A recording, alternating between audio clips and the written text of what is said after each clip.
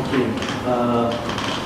Now we need to understand the barrier concept, and if you are able to understand this concept today, it is going to help not only in performing spinal manipulation, but all sort of articular problems as well as range of motion problems. First, we need to see that this is a simple barrier concept, and what is meant by barrier? Rukawat, restriction. In this movement diagram, it was developed basically by Maitland. Maitland talk about movement diagram, and it is one of the simplest and easiest way to monitor the progress of the patient and to gauge the patient's current condition. They say that there is beginning of range of motion, then there can be physiological barrier, and then there can be anatomical barrier. And the space between physiological and anatomical barrier, it is called the paraphysiological space. Now this is the region, the paraphysiological space is the region in which you are going to perform the thrust manipulation. But before the anatomical barrier and beyond the physiological barrier. And this pathological barrier, what is this? It can be any range restriction between the beginning of range of motion and the physiological barrier. Okay, let's make it a bit different. For example, if I say my shoulder range is from 180 degree, like 0 degrees, to 180 degree. Okay? Beginning of range of motion is this. A patient comes to you with pain in the shoulder and motion restriction. He can have limited flexion, extension or any movement. So we are talking about flexion. We continue the flexion right now. The patient can say that I am able to lift my hand up to this level, 90 degrees. Okay? So 90 degrees, it is the first barrier that I am receiving or feeling on passive range of motion. Normally we know that physiological barrier should be at 180 degree. यहाँ पे आपकी range खत्म होनी चाहिए ना normal subject में तो, लेकिन उसकी रेंज खत्म हो रही है उससे पहले, तो इसको हम पैथोलॉजिकल बैरियर कह देंगे। अच्छा, यहाँ पे जब ये एक्टिव रेंज ऑफ मोशन को beginning of range of motion till the physiological barrier, it represents the active range of motion. You move your arm into flexion, and this is active range of motion. And when you perform passive range of motion, you see that you move a bit further. अब passive ऊपर ले लिया, अब over pressure दिया, बाजू थोड़ा सा और पीछे जाएगा. कोई भी जो जॉइंट है वो एक्टिव रेंज से थोड़ा सा ज्यादा होता है पैसिव रेंज में, उसकी मूवमेंट ज्यादा होती है. Then there is anatomical barrier. Anatomical barrier जो है, it is the terminal stage of the range of motion. From that point, you cannot go beyond that point. If you try to move beyond the anatomical barrier, you are going to cause injury. For example, if I say beyond 180 degree, if you are going to press hard on my shoulder, what will happen? Dislocation, injury, strain, things like that. So the purpose of all the therapeutic interventions we perform in physiotherapy, their target or their purpose is to move this pathological barrier from any space or any range to the physiological barrier. We try to move the pathological barrier towards the physiological barrier.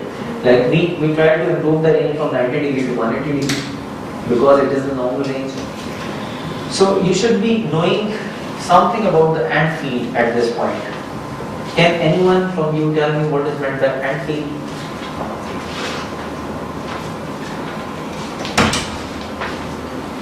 Ant field is the resistance which we feel at the end of normal range. Yes, at the end of a passive range of motion. Ant field cannot be felt at active range of motion. It is always felt at the passive range of motion. So Kelton defined three sort of ant fields. One of them is hard, one of them is soft, and one of them is firm. The hard shows that there is bone on bone, that the range of motion is being restricted by bone on bone, or when one bony partner strikes another bony partner. For example, talking about elbow extension, the olecraneal process fits into olecraneal fossa, and when it fits, you can't move further. So it is hard. Hard means that once you reach that terminal range, you cannot move even 1 millimeter, 2 millimeter or 3 millimeter. You cannot move it. This represents hard and feel. And according to the same person, the Calton one, he says that when a patient comes to you with hypomobility and pain, but with hard and feel, you cannot treat that patient. You cannot treat that patient. There is no use performing mobilizations or manipulation. You cannot treat that patient because there is the shift of anatomical barrier from the normal point to the earlier segment or earlier part of the range of motion. Okay? So the second one is firm and feel. It is firm. There is a difference between hard and firm. Firm is a bit sort of hard, but it's not that much hard that it does not let go. For example, if I'm talking about external rotation, you perform the external rotation upon pressure.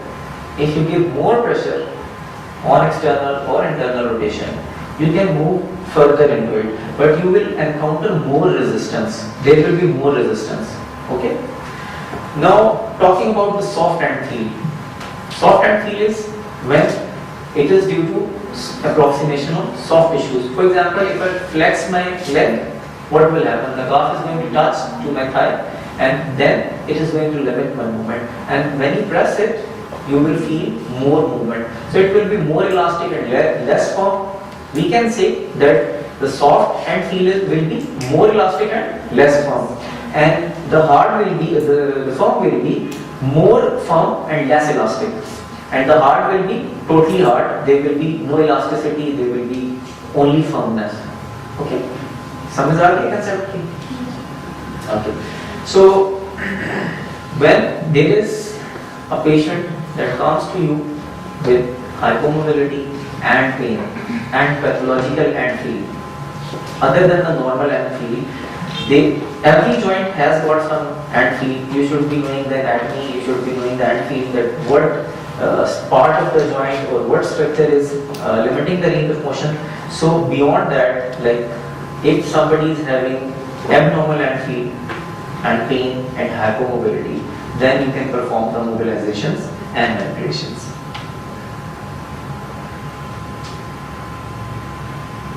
Okay, talking about the rule of superior vertebral motion.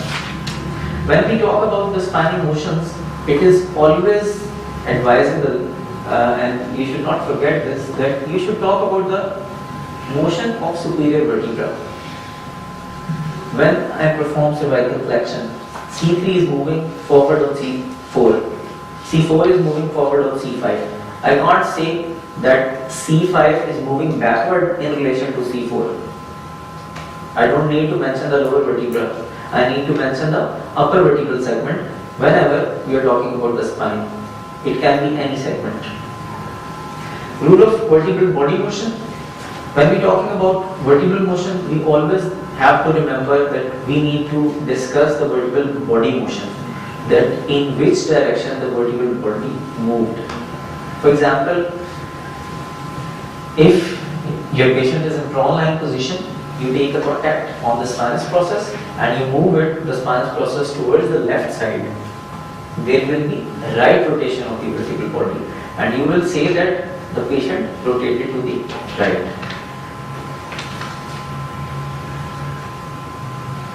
Now, how to find lesions in spine and how to clear it first. We will discuss this during the practical session, definitely. Now we are going to talk about thoracic spine manipulation first, and after that we are going to have some refreshment and break, and in the last session we are going to discuss the lumbar spine manipulation. We will divide you in two groups, and male participants will be performing manipulations over here, and the female participants will be performing manipulation in the next room. Okay, what is a start lesion? You should remember this. Start. So S relates to the symptom reproduction. They say that if your patients complain, chief complaint, concurrent sign, or like history of present illness or complaint, HOPC, is not consistent with the musculoskeletal finding, or if you are not able to provoke the patient's reproducible sign, then the patient is not yours. You need to refer the patient. आपके पास एक patient आता है, उसको cervical spine पे या shoulder पे pen है, और आप सारे शोल्डर के टेस्ट परफॉर्म करते हैं, एक भी टेस्ट आपका पॉजिटिव नहीं आ रहा, उसका पेन जो है वो आपकी मस्कुलोस्केलेटल फाइंडिंग के साथ कहीं पे भी मैच नहीं कर रहा, तो देयर आर पॉसिबिलिटीज कि इस पेशेंट को रेफर्ड पेन हो सकता है. ठीक है, you need to refer that patient. Whenever we are talking about spinal lesions or start lesion, you can reproduce that pain. If your patient is stuck in some position, or if your patient feels discomfort in a particular movement, you will be able to produce that pain again upon performing that movement. T relates to tenderness. That spinal segment will be tender. When we are going to give the central anteroposterior thrust or mobilization, you can see the tenderness there. A relates to asymmetry. When we are talking about facet locking, there is a term called facet locking, facet locks, and it represents that the meniscide or the joint capsule is entrapped between the facets.